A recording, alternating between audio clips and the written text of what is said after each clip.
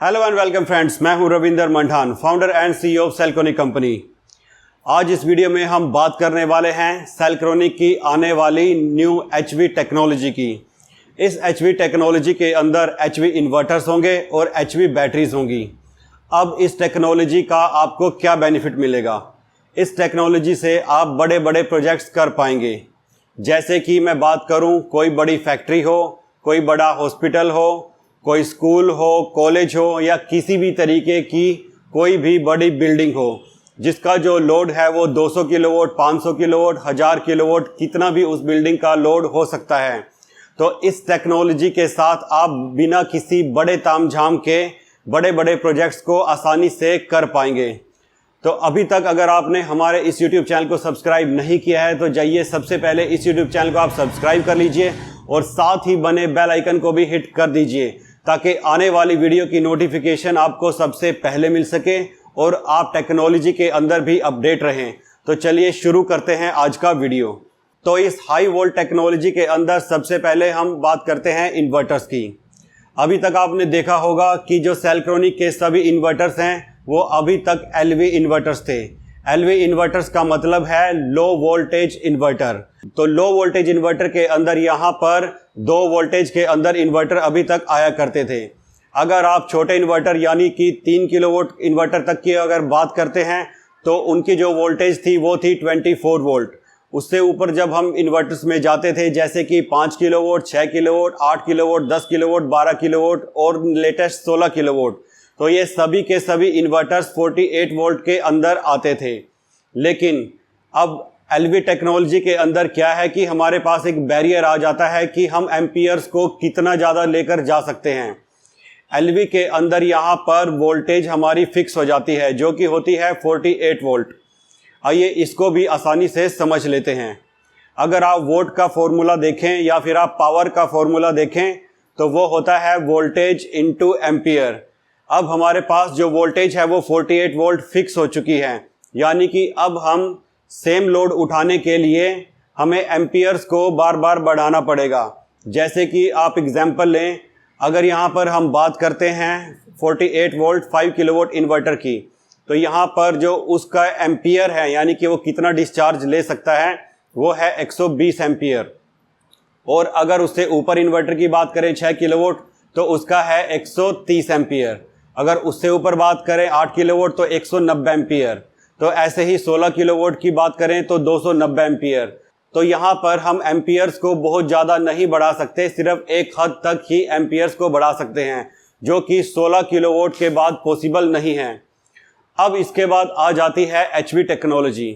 तो यहाँ पर एलवी टेक्नोलॉजी से ये बिल्कुल उल्टा है। अब उल्टा कैसे है? क्योंकि जहाँ एलवी टेक्नोलॉजी में हमारे पास वोल्टेज फिक्स हो जाती थी वहीं पर एचवी वोल्टेज के अंदर हमारे एम्पियर फिक्स हो जाते हैं। तो अगर मैं बात करूं 20 किलोवाट हाई वोल्टेज इन्वर्टर की तो वो मैक्सिमम जो एम्पियर है वो 37 एम्पियर का ही डिस्चार्ज दे सकता है। अगर यहाँ पर एम्पियर फिक्स हो जाते हैं तो सिर्फ वोल्टेज ही हमारे पास एक विकल्प बचता है कि हम वोल्टेज को बढ़ाएं। तो यहाँ पर अगर 37 एम्पियर फिक्स हो गए तो हम वोल्टेज को बढ़ाएंगे तो वोल्ट के फॉर्मूले के हिसाब से हम सेम लोड उठा पाएंगे। ऐसे ही जब हम 50 किलोवाट इन्वर्टर की बात करते हैं तो वहाँ पर 100 एम्पियर फिक्स हो जाते हैं, तो वहाँ पर भी हम वोल्टेज को बढ़ाएंगे। तो सिंपल है, हाई वोल्टेज का मतलब है कि जहाँ पर बैटरी साइड भी हाई वोल्टेज रहेगी। अब आपने देखा होगा कि जो हमारे MPPTs आते हैं वो चाहे लो वोल्टेज इन्वर्टर के अंदर आते हैं या फिर हाई वोल्टेज इन्वर्टर के अंदर आते हैं, वो हाई वोल्टेज के अंदर ही रहते हैं। जो आपको MPPT की रेंज मिलती है वो 120 to 450 मिलती है या फिर 160 to आपको 800 वोल्ट मिलते हैं। तो MPPTs के अंदर क्या होता है कि वोल्टेज हाई होती है, एम्पियर कम होते हैं। तो ऐसा ही सेम कंसेप्ट बैटरी की साइड हाई वोल्टेज इन्वर्टर के अंदर कर दिया गया है जिसमें कि एम्पियर्स कम होंगे और वोल्टेज ज़्यादा होगी। तो यहाँ पर सेल्क्रोनिक हाई वोल्टेज के अंदर 20 किलोवाट और 50 किलोवाट 2 इन्वर्टर्स लॉन्च करने वाला है। इन दोनों इन्वर्टर्स को ही आप 10 इन्वर्टर तक पैरेलल कर सकते हैं और एक बड़ा सिस्टम बना सकते हैं।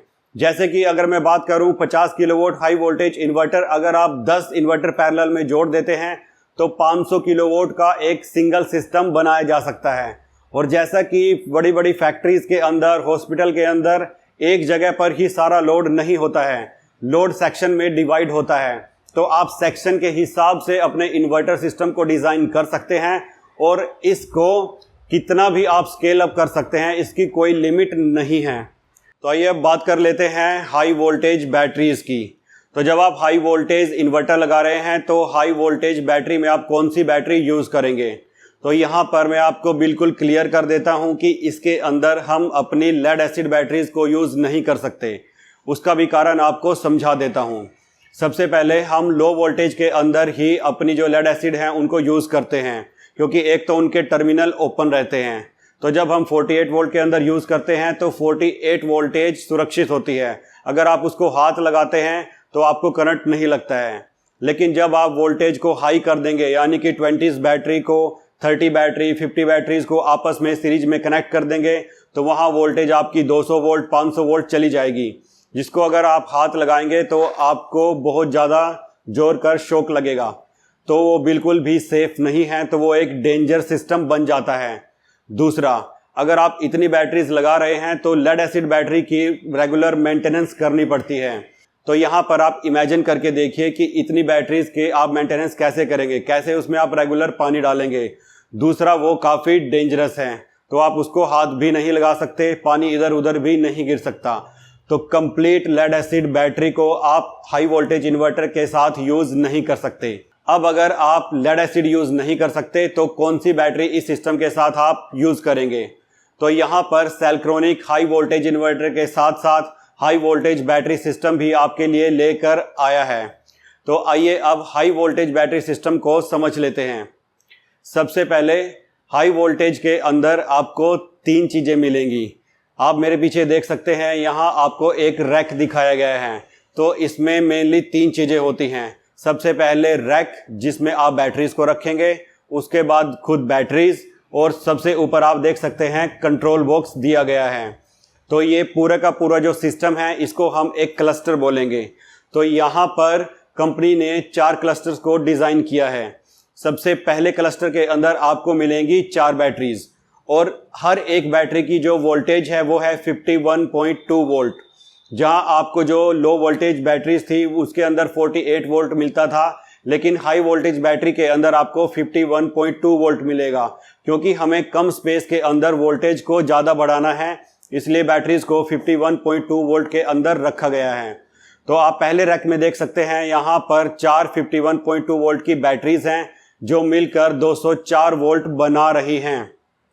उसके बाद जो दूसरा क्लस्टर आता है वो आता है 8 बैटरीज का, जो मिलकर 409 वोल्ट बनाता है।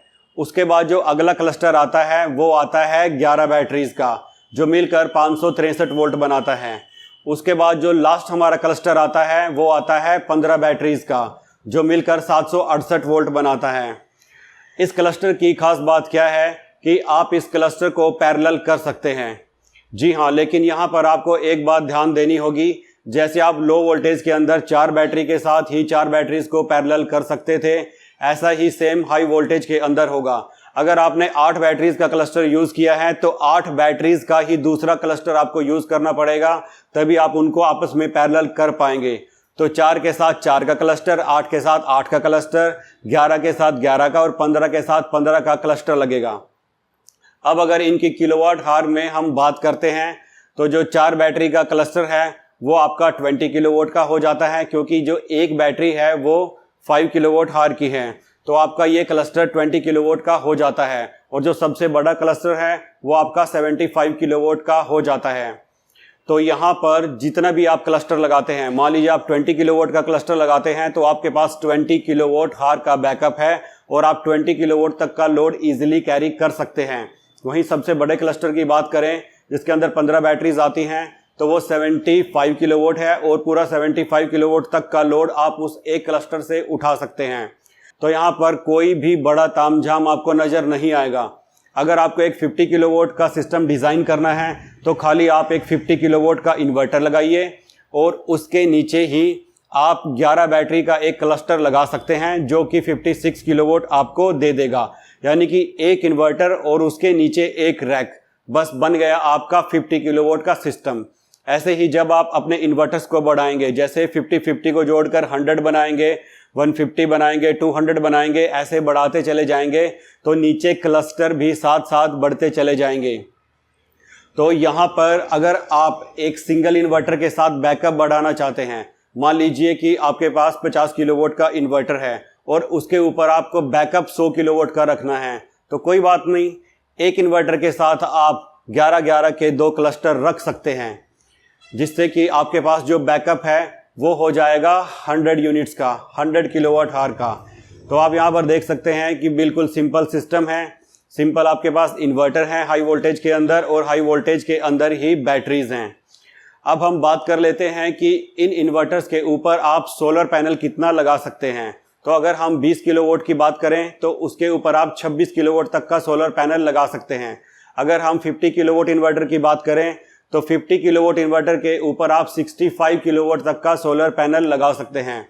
तो इससे आप देख सकते हैं कि इन्वर्टर से ज़्यादा सोलर पैनल की कैपेसिटी रखी गई है, क्योंकि सोलर पैनल से जो एनर्जी है वो थोड़ी कम ही मिलती है। और अगर आप वैसे सोलर पैनल और भी बढ़ाना चाहें तो इसके अंदर आपको जो MPPT की रेंज है वो काफ़ी हाई मिल जाती है। तो आप 65 किलोवाट से ज़्यादा भी 50 किलोवाट इन्वर्टर के ऊपर लगा सकते हैं। और यहाँ पर आपका जो 50 किलोवाट इन्वर्टर है वो मैक्सिमम 55 किलोवाट तक का जो लोड है वो हैंडल कर सकता है। तो दोस्तों, मैं मानता हूँ कि इस वीडियो के बाद आप पूरी हाई वोल्टेज टेक्नोलॉजी को समझ चुके होंगे।